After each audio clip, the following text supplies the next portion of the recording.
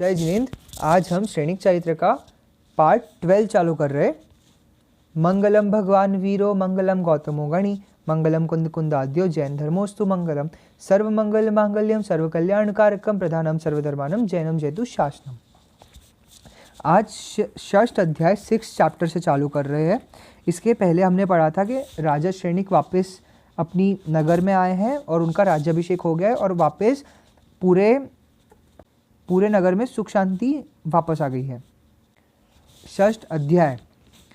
केवल ज्ञान कृपा से जीवों को शिक्षा देने वाले, हे दयालु, जो तत्व पदार्थों को प्रकटित करने वाले अंतिम तीर्थंकर स्वामी श्री वर्धमान के चरणों में नमस्कार मेरा है सच्चा सार धर्म के मर्मों में। महाराज श्रेणिक का विलासवती से विवाह। महाराज श्रेणिक ने राजगद्दी पर बैठते ही योग्य रीति से शासन करना आरंभ कर दिया। उनके राज्य में कोई अनाचारी किसी असहाय पुरुष पर अत्याचार नहीं कर सकता था। उनके न्याय शासन से प्रजा में शांति एवं सुख की अभिवृद्धि होने लगी। सर्वत्र समृद्धि व्याप्त हो गई। पाठक तीसरे अध्याय में पढ़ चुके हैं कि महाराज श्रेणिक ने राज्य पर अपने निष्कासन काल में बौद्ध धर्म में दीक्षा ले ली थी। बौद्ध आचार्य के उपदेश से प्रभावित होकर अपनी असहाय दशा में उक्त मत स्वीकार कर लिया था। फलतः उनके हृदय में यह दृढ़ विश्वास हो गया था कि बौद्ध धर्म में दीक्षा के कारण ही राज्य की प्राप्ति हुई है।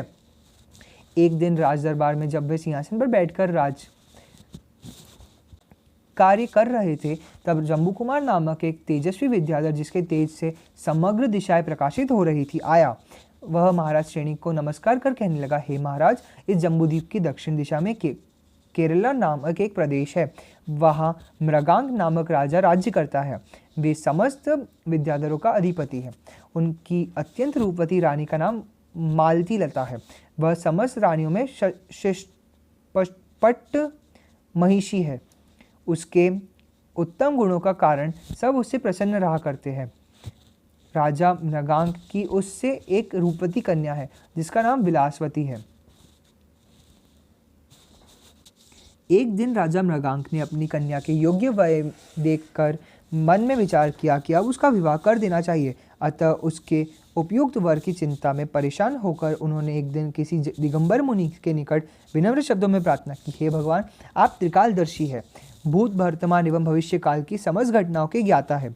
संसार की कोई वस्तु ऐसी नहीं है जिसका आपको सम्यक ज्ञान न हो। अतः हे महानुभाव, कृपा कर मुझे कहिए कि मेरी विलासवती नामक कन्या का वर कौन एवं कहाँ पर है। राजा का इस प्रकार से विनम्र निवेदन सुनकर मुनि ने कहा, हे राजन, इस जम्बूद्वीप के राजगृह नामक प्रसिद्ध नगर में अत्यंत प्रतापी दानवीर, प्रजापालक तथा नीतिज्ञ महाराज श्रेणिक राज्य करते हैं। उन्हीं से आपकी कन्या का विवाह होगा। मुनिराज के वचन सुनकर राजा मृगांक घर लौट आए।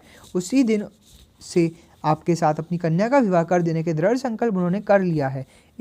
इसी मध्य हंस द्वीप के रुक्तचूल नामक नृपति ने विलासवती के साथ बलात् विवाह करने के लिए सेना के साथ केरला राज्य पर घेरा डालने में विचार किया है। हे महाबली, मैं आपसे यही समाचार कहने आया हूँ। अब आप जैसा उचित समझे वैसा कीजिए। मैं अब अधिक काल नहीं ठहरूंगा, शीघ्र ही गमन करूंगा। महाराज श्रेणिक ने जम्बू कुमार के मुख से यह समाचार सुनकर केरला जाने का निश्चय किया। उन्होंने उक्त विद्याधर से कहा, हे दूत, मैं तुम्हारी नगरी में अवश्य चलूंगा। जम्बू कुमार ने कहा, हे महाराज, मैं आपको साथ ले जाने के लिए नहीं आया हूँ, केवल समाचार को पहुँचाना ही मेरा कर्तव्य है। उसे मैंने पूर्ण कर दिया है एवं अब मैं जा रहा हूँ। एक आवश्यक तथ्य से मैं आपको अवगत करा देना चाहता हूँ। अब तो भूमि गोचरी है। केरला तक न जाने कितने दिन में पहुँचेंगे। वह स्थान यहाँ से बहुत दूर है, अतः आपका वहाँ पहुँचना अति श्रम साध्य है। ऐसा कहकर उसने आकाश मार्ग से अपने प्रदेश के लिए प्रस्थान कर दिया एवं शीघ्र ही वहाँ जा पहुँचा। इधर महाराज श्रेणिक ने केरला राज्य के लिए तत्काल प्रस्थान किया एवं कुछ ही दिनों में विंध्याचल के वन प्रांतर में पहुंचकर कुर्लाचल के निकट अपना शिविर स्थापित किया। उधर जम्बू कुमार विद्याधर ने वहां पहुंचकर देखा कि रक्तचूल ने अपनी सेना से केरला को घेर लिया है। तब उसने किसी युक्ति से रक्तचूल के पास पहुंचने कर निवेदन किया, हे राजन, आपके जैसा न्यायी राजा के लिए यह कदापि योग्य नहीं है कि किसी अन्य के लिए समर्पित हुई कन्या की प्राप्ति के लिए इस प्रकार बल प्रयोग करे। आप जानते ही है कि राजा मृगांक ने अपनी कन्या विलासवती का विवाह मगधपति महाराज श्रेणिक के साथ करने का पूर्व निश्चय कर लिया है। ऐसी अवस्था में आप इस प्रकार का अन्याय क्यों कर रहे हैं? आप जैसे प्रतापी राजा के लिए यह अनुचित कार्य शोभा नहीं देता। लेकिन पाठक को पत्थर पर मारना चोखो तीर नशाए की उक्ति ही चरितार्थ हुई। जम्बू कुमार के अनुनय विनय एवं समझाने का रक्तचूल पर कुछ भी प्रभाव नहीं पड़ा। उसने शीश पर तो शामत सवार थी, अतः उसने अपनी अनहित की सलाह पर तनिक भी ध्यान नहीं दिया। उल्टा वह जम्बू कुमार से क्रुद्ध होकर युद्ध के लिए तत्पर हो गया। भला वीर जम्बू कुमार क्यों युद्ध में मुख मोड़ता? दोनों में घनघोर द्वंद्व युद्ध शुरू हो गया। जम्बू कुमार ने क्षण भर में ही रक्तचूल को पराजित कर बांध लिया। उसके 8000 सैनिकों को भी जम्बू कुमार ने अपने दुढ़ारे खड़ग से यमलोक पठा दिया। जम्बू कुमार ने रक्तचूल को राजा मृगांक के सामने ले जाकर खड़ा कर दिया तथा युद्ध का समस्त वृत्तांत कह सुनाया। महाराज श्रेणिक के आगमन की शुभ सूचना भी उन्हें दी। जब राजा मृगांक ने राजकुमार के मुख से युद्ध का समस्त वृत्तांत सुना तथा फलस्वरूप राजा रक्तचूल को बंदी के भेष में सामने बंधा हुआ पाया, तब उसने हर्ष की कोई सीमा नहीं थी। उसने जम्बू कुमार की वीरता की बड़ी प्रशंसा की तथा विनम्र शब्दों में कहा, हे वीर, तुम्हारी वीरता धन्य है। आज तुमने अपने प्रबल पराक्रम से द्वारा अपने देश की स्वतंत्रता तथा राजवंश की प्रतिष्ठा की रक्षा की है। अपने अपार साहस से तुमने हम सबके मस्तक उन्नत कर दिया है। मैं तुम्हारी देशभक्ति पर अत्यंत प्रसन्न हूँ। राजा के इस प्रकार के वचन सुनकर जम्बू कुमार ने उन्हें अपनी कन्या विलासवती तथा बंदी रक्तचूल सहित महाराज श्रेणिक के स्वागत में चलने का परामर्श दिया।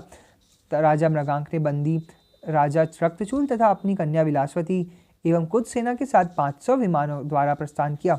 उस समय महाराज श्रेणिक कुरुलाचल की तराई में विश्राम कर रहे थे। जब राजा मृगांक के विमान वहां पहुंचे तब जम्बू कुमार ने दूर से ही महाराज श्रेणिक को पहचान लिया। अपने दल के साथ उक्त स्थान पर उतरकर उन्होंने महाराज श्रेणिक को जाकर प्रणाम किया। वे भी राजा मृगांक के साथ बड़े प्रेम से मिले। दोनों ओर से कुशल मंगल पूछने के पश्चात राजा मृगांक ने महाराज श्रेणिक के साथ अपनी कन्या विलासवती का विवाह शुभ मुहूर्त में वहीं कर दिया। पाठक विवाह सहज शुभ कार्य से जंगल में मंगल हो गया। कुछ काल उपरांत राजा मृगांक ने महाराज श्रेणिक से स्वदेश लौटने की आज्ञा मांगी। जब महाराज श्रेणिक ने देखा कि राजा स्वदेश जाने के लिए तैयार हो गए हैं, तब उन्होंने उनसे परस्पर हित संबंधी वार्तालाप किया एवं प्रेम पूर्वक उन्हें विदा किया। फिर महाराज श्रेणिक प्रसन्नता से जम्बू कुमार के साथ राजगृह नगर में आए तथा उनकी बड़ी आवभगत की। तदंतर अपनी नई पत्नी विलासवती के साथ वे आनंदपूर्वक सुख भोग करने लगे। नेक्स्ट टॉपिक है नंदीग्राम पर महाराज का प्रकोप। इस प्रकार महाराज श्रेणिक सुखपूर्वक अपना समय व्यतीत कर रहे थे। अकस्मात उनके हृदय में नंदीग्राम निवासी विप्र नंदीनाथ की स्मृति आ गई। उस विप्र ने महाराज श्रेणिक के साथ जिस निर्दयता से का परिचय दिया था, उसके स्मरण मात्र से महाराज के हृदय में क्रोध की अग्नि प्रज्वलित हो उठी। वे सोचने लगे, अहो वह नंदीनाथ कितना दूर क्रूर हृदय का है, जिसने मेरे निर्वासन काल में मुझसे किस निष्ठुरता का परिचय दिया था।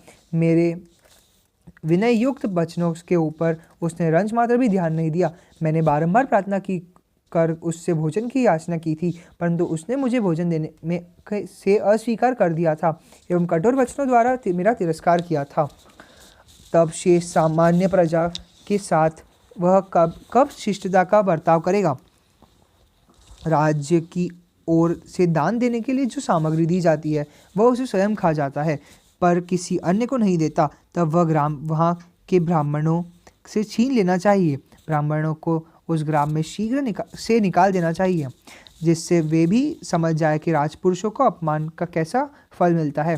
इस प्रकार क्रोधित होकर महाराज ने एक राजसेवक से कहा कि तुम शीघ्र नंदीग्राम जाओ और वहाँ के समस्त ब्राह्मणों को कह दो कि वे लोग शीघ्र ही नंदीग्राम त्याग कर अन्यत्र चले जाए, अन्यथा राजाज्ञा से वह ग्राम उजाड़ दिया जाएगा। नंदीग्राम के ब्राह्मणों के संबंध में महाराज से दी गई आज्ञा का समाचार चारों ओर विद्युत की तरफ फैल गया। राजमंत्रियों ने अपना राजा की ऐसी कठोर आज्ञा सुनकर उनसे विनम्र निवेदन किया, हे दयानिधान, आप यह क्या अनर्थ कर रहे हैं? क्या आप यह नहीं जानते कि आपके इस अन्याय से विरोध, जन असंतोष एवं अशांति का सूत्रपात हो उठेगा? क्या आप सोचते हैं कि इतने बड़े अन्याय से आपको हानि नहीं उठानी पड़ेगी? अतः आप अच्छी तरह सोचकर विचार कर आज्ञा प्रदान करें, क्योंकि ऐसा कहा गया है कि बिना विचारे जो करे सो पाछे पछताए, काम बिगाड़े आपनो जग में होए हंसाए। देखा है ए भाई। राजमंत्रियों के इस प्रकार के स्पष्ट वचन से ने महाराज की क्रोधाग्नि में घृत का काम किया। उन्होंने अत्यंत क्रोधित होकर रौद्र रूप धारण कर लिया एवं उनकी आंखों से आंखें क्रोध से लाल हो गई। महाराज ने आवेश में आकर कहा, हे मंत्रियों, तुम लोग को क्या ज्ञात है कि नंदीग्राम अधिपति विप्र नंदीनाथ ने मेरे साथ कैसा अपमानजनक दुर्व्यवहार किया था। यहाँ से मेरा निष्कासन होने पर जिस समय मैंने क्षुधा से पीड़ित होकर उसके निकट भोजन सामग्री की याचना की थी, तब उसने भोजन के बदले गाली खाने को दी। अनुनय विनय के प्रतिकार में वह वहाँ से निकल जाने की बात कही तथा बल प्रयोग हेतु तत्पर हो गया। इस प्रकार अपमान का कड़वा घूंट पी कर मैं भूख से तड़पता हुआ गाली खाकर वहाँ से आगे बढ़ा। अतः हे मंत्रियों, तुम निश्चय मानो कि मैं अभी तक अपमान को भूला नहीं हूँ। उन लोग को दंड देने की अभिलाषा मेरी नस नस में व्याप्त हो गई है। मैं वहाँ के निवासियों को उनके दुर्व्यवहार का फल अवश्य दूंगा। मैं उन्हें प्रताड़ित करूँगा। मेरा क्रोध स्वाभाविक है। क्या तुम लोग समझते हो कि इस प्रकार के अपमानजनक व्यवहार का कोई भी स्वाभिमानी मनुष्य यूं ही विस्मृत कर सकता है? अतः वहाँ के दुष्ट जन अवश्य ही दंडित होंगे। कल हम क्रोध की अग्नि पर दोषारोपण से कंटिन्यू करेंगे। यह वाणी के ज्ञान से सूझे लोकालोक, सो वाणी मस्तक धरो सदा देत हो दोक। हे जिन वाणी भारती तो हे जपो दिन जो तेरा शरण आ गए सो पावे सुख चैन।